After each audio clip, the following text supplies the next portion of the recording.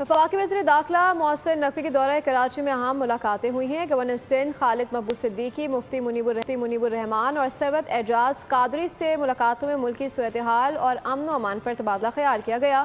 محسن نقوی نے مذہبی جماعتوں کے تحفظات سنے اور مسائل حل کرنے کی یقین دہانی کرائی۔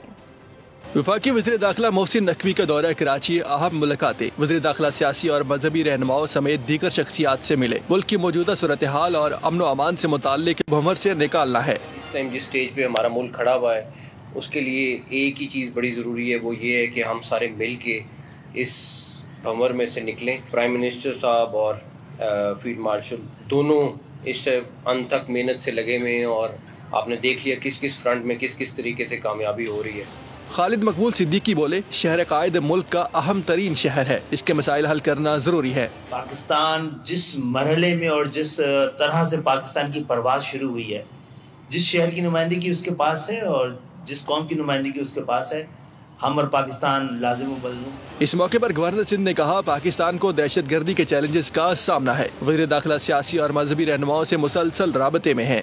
مختلف حالات کا پاکستان شکار ہے، جہاں دہشت گردی کا شکار ہے، اس سے بھی یہ مقابلہ کر رہے ہیں، مطمئن کر رہے ہیں ساری سیاسی پارٹیوں کو بھی، اور دہشت گردوں سے مقابلہ بھی کر رہے ہیں۔ اس سے پہلے گورنر ہاؤس آمد پر خالد مقبول صدیقی نے وزیر داخلہ کا خیر مقدم کیا۔